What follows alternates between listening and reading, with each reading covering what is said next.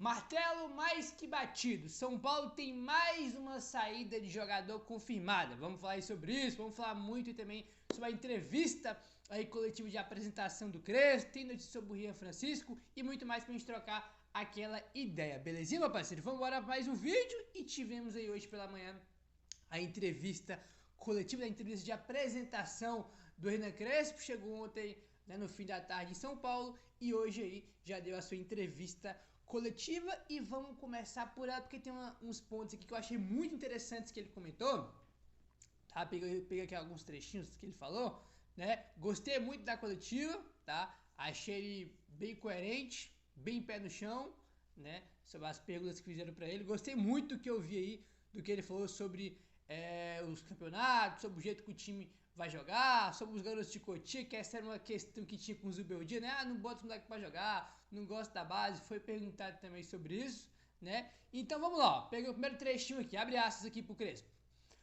O meu prazer será que o torcedor do São Paulo se identifique com o time. E para isso precisamos de tempo. Vamos ter um período de adaptação. Sabemos que vamos ter um mês e meio duríssimo.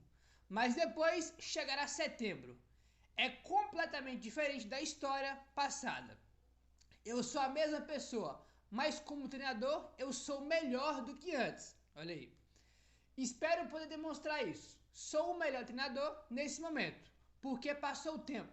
Sigo sendo um treinador jovem e a pessoa não muda.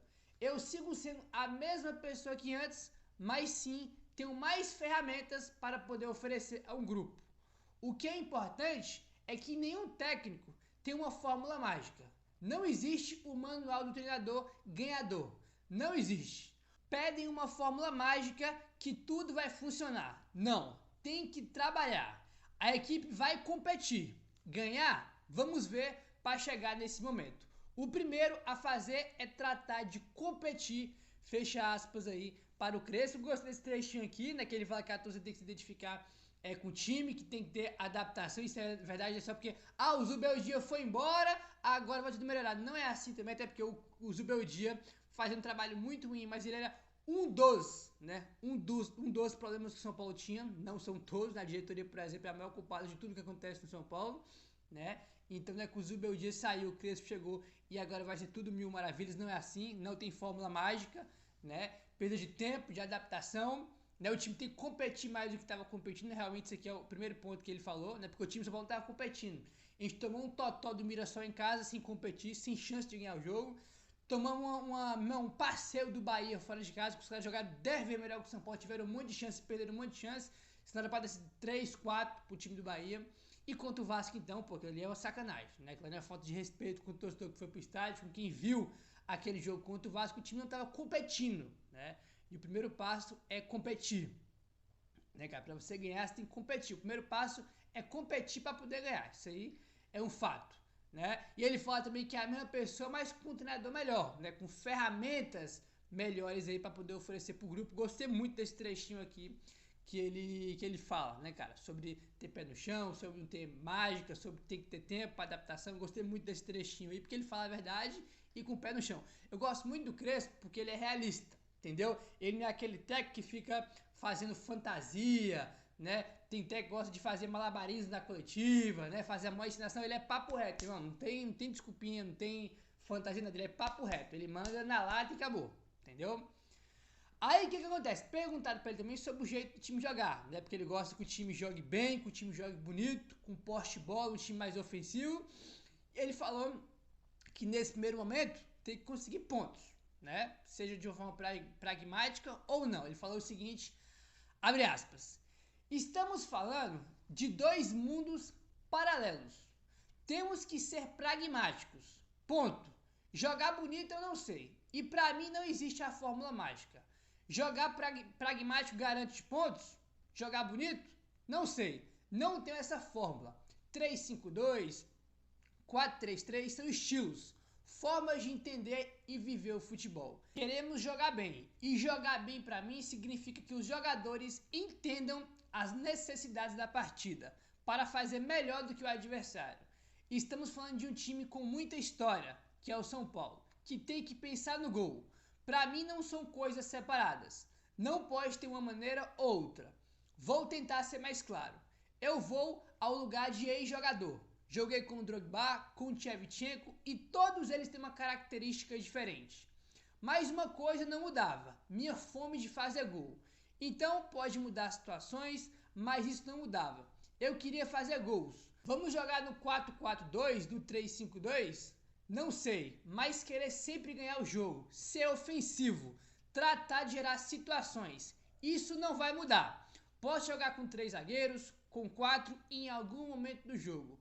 Em algum momento tenho que perseguir, em outro não. Nem todo momento é igual, faz parte do meu processo dos últimos 4 anos, fecha aspas, né? Então tá aí, ele falando que jogar bem é os jogadores entenderem, né, o que eles têm que fazer em campo para ser melhor que o adversário. Isso eu concordo, tá?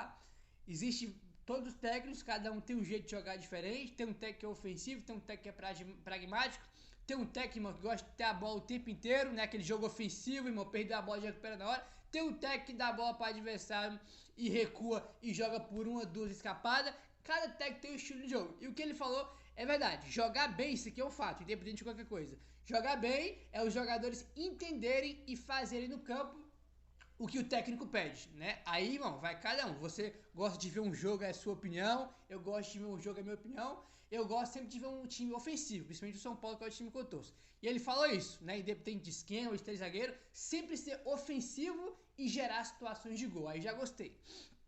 Entendeu? Eu também vou bem nessa linha aí, né? Que o Crespo falou, tá? E outro ponto que eu achei também bem interessante que ele falou foi sobre Cotia, porque em 21 ele trabalhou muito no Cotia, né? Gabriel Sara, Lisiero, Luan, Rodrigo Nestor, né? Tinha até mais, né? Que eu devo estar esquecendo de alguém aqui. E foi bem também sobre as categorias de base do São Paulo, né? Que tem agora uma geração e campeã da Copinha. Ele falou o seguinte, abre aspas. Os jogadores que vêm de Cotia merecem jogar? Comigo não terão problema.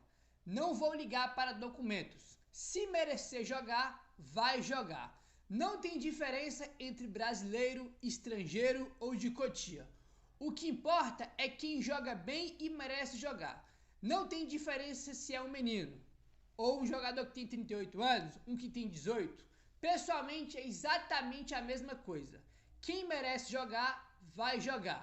Que demonstre que pode jogar. Comigo não tem nenhum problema. Se me perguntarem quantos anos tinham o Nestor, o Luan, o Sara, o Lisiero, eu nem sei. Jogaram porque tinham que jogar, porque eram melhores neste momento. Corriam nos treinamentos, fecha aspas, para o Crespo. Gostei também, porque é isso, cara. Se o Rian tá jogando melhor que o André, se o Rian tem que jogar e ponto. Se o André estiver jogando melhor que o Rian, o André tem que jogar, cara. Não importa se o moleque tem 18 anos, que vai sentir a pressão, que se dane a pressão, cara. Se o moleque tá mostrando que tá jogando bem, se ele estiver entregando o que o técnico quer com o time pra ele tem que jogar, velho. Seja o Matheus Alves, o Rian, o Lucas Ferreira, seja o Cedric, que tem 30 e poucos anos, seja o Luiz Gustavo, cara, isso é um fato, mano. Tem que botar pra jogar quem merece, quem tiver bem no momento. Não é só porque o cara tem 30 anos, o cara tem 30 anos, é mais experiente, não vou pôr o moleque pra jogar não, porque o que tá em campo é mais experiente. A gente já viu isso muitas vezes com o Zubeldia. Né? O André Silva, por exemplo, tinha vários jogos jogando um jogo pior que o outro, e o Rian entrava 10 minutos, 5 minutos, isso quando entrava, né? Dando só um exemplo aqui, né? Mas tem outros exemplos aí também. Nosso lateral direita, né? Botar o Ferrares pra jogar, o Cedric vindo mal, o Cedric fazendo jogos terríveis e o Mike não ganhou uma chance, né? Então, concordo muito com o que eles falaram. Independente de base ou não, tem que jogar quem merece. Quem tiver bem, normalmente tem que jogar. Tem que pensar no time. Concordo muito com o que ele falou e acho que é isso que ele vai fazer, né? Quem estiver merecendo vai entrar em campo e vai jogar para representar o tricolor, belezinha? Vamos mudar de assunto agora, meu querido, e o negócio é o seguinte. Hoje tivemos aí, né, as notícias confirmando a saída do Juan Tressol. O São Paulo tá aí já numa novela, podemos dizer assim, para tentar estender o empréstimo do Juan, mas o São Paulo não conseguiu. Por algumas situações e o Juan vai embora, tá? Ele não segue aí no São Paulo, ele vai deixar o tricolor já agora, ele tem contato com o São Paulo até o dia 30 de junho, né? Uma semana basicamente, só que até o dia 30 não tem jogo, só tem jogo em julho, então ele não joga mais pelo São Paulo e dá adeus aí ao tricolor. Informação do André Hernan. O zagueiro Juan Tressoldi está de saída do São Paulo. O clube paulista não chegou a acordo com o Sassuolo sobre o seu novo empréstimo e vai retornar ao time italiano já em julho. O São Paulo viu uma postura rígida do Sassuolo sobre a permanência do jogador. Sem a intenção de comprar o Juan neste momento, o São Paulo tentou renovar o empréstimo do jogador por mais um ano, com metas baixas e obrigação de compra para começar a pagar em 2026. A equipe italiana não se agradou com as condições apresentadas. O São Paulo não iria comprar ele agora, o São Paulo queria estender o empréstimo dele aí por mais um ano, né, e depois, né, no ano que vem, começar a pagar literalmente aí o valor de compra do Juan Tressoldi. Esse aí era o objetivo, a ideia, né, as condições que o São Paulo ofereceu para o Sassuolo, mas os caras não gostaram. Primeiro que, né, bem antes, já os caras queriam vender o Juan, né, eles queriam vender o Juan. Aí o São Paulo ofereceu essas condições aí, os caras não gostaram porque eles queriam vender, o São Paulo queria empréstimo, então eles já estavam falando línguas diferentes, né, um quer vender e o São Paulo quer empréstimo, então já tinha uma divergência importante aí. E ainda tinha a questão, né, cara, se as coisas estavam difíceis, o São Paulo deixou mais difícil ainda porque o São Paulo atrasou a segunda parcela do empréstimo do Juan, né, que foi esse empréstimo que trouxe ele, né, do ano passado pra cá, né, onde ele cumpriu aí esse um ano de contrato com o São Paulo. Outro entrave nas tratativas foi a dívida que o São Paulo ainda tinha pendente pela contratação do jogador em 2024. Por conta disso, as conversas foram encerradas e o Sassuolo solicitou o retorno do zagueiro, que passará por um procedimento cirúrgico nas próximas semanas devido a uma lesão no joelho, né? O São Paulo trouxe o Juan Tressoldi ano passado, né, empréstimo de um ano, né, até agora que vai se encerrar, e o São Paulo aí, né, tinha que pagar duas parcelas, eu não vou lembrar agora o valor exato, mas são duas parcelas aí que o São Paulo tinha que pagar pelo empréstimo, né? Pagou a primeira e a segunda foi recente, que o São Paulo atrasou a segunda parcela e o Sassuolo foi para a FIFA reclamar que o São Paulo não tinha pago essa segunda parcela. Então, é aquele negócio. Os caras queriam vender, o São Paulo queria emprestar. Já tinha uma divergência. Aí o São Paulo vai lá e atrasa a parcela do empréstimo, aí que ferrou tudo. Aí os caras ficaram mais putos ainda, porra, eu já não quero as condições do São Paulo. Aí os caras vão lá e atrasam ainda o dinheiro que eu tinha para receber do empréstimo. Aí foi onde, né, irmão, tudo aí foi por água abaixo e as conversas foram encerradas e o Sassuolo solicitou, pediu pro jogador voltar. E é isso, ele não vai mais jogar pelo São Paulo, o São Paulo não conseguiu entender o empréstimo dele e ele volta aí para o time do Sassuolo, tá? Diferentemente de muitas pessoas, acho ele bom jogador, acho que pensando no elenco em 3 competições, são muitos jogos, acho que seria ótimo ter ele, eu queria que ele ficasse, acho que o melhor negócio possível para o São Paulo seria o São Paulo estender o empréstimo dele, né, por mais um ano e depois comprar ele. Eu gosto dele, acho bom jogador, não entendo que tem uma galera que pega no pé dele, o cara mais joga bem do que mais joga bem do que mal, e tem uma galera que pega muito no pé dele, mas torcedor tem dessas também. Mas eu acho que seria bom ele ficar, porque seria mais uma opção no elenco ali, né, que a gente ia ter, mas ele não vai ficar e vai embora aí. Lembrando que, tá, o Juan também, além do São Paulo, o Juan também estava conversando com o Sassuolo para ele ficar no São Paulo, né, ele queria ficar, mas acabou que não deu certo. O Juan Tressoldi manifestou o desejo de seguir atuando pelo São Paulo e ficou frustrado ao saber que os clubes não chegaram a acordo. Ele vinha sendo titular com o Zubeldia antes de acabar se lesionando, tá? Então ele queria ficar e ficou frustrado, segundo o André Hernan, né, por não ter conseguido aí, né, cara, ficar mais tempo no São Paulo, porque ele queria ficar, né, queria ficar, tanto que tava conversando também com o Sassuolo, tentando convencer os caras, né, a liberar ele aí, para ficar mais tempo no São Paulo, mas não deu bom, né? Outras equipes do futebol brasileiro sondaram a situação de Juan nas últimas semanas, mas até agora, até o momento, não avançaram no interesse, né? Enfim, uma pena aí, né? Pelo menos na minha opinião, porque eu queria que ele ficasse, mas ele vai se despedir aí do São Paulo, né? Uma pena, né, cara? Eu gostaria que ele ficasse aí, mas não vai ficar, né? Enfim, complicado, é isso aí, né? Enfim, vamos mudar de assunto agora e bora falar sobre o Rian Francisco, porque temos informação aqui que a torcida do São Paulo tá pé da vida nas redes sociais aí já. Informação do GE. O São Paulo tem trabalhado para que o jovem Rian Francisco, de apenas 18 anos de idade, aumente o seu leque de armas para ter mais tempo em campo no futuro próximo.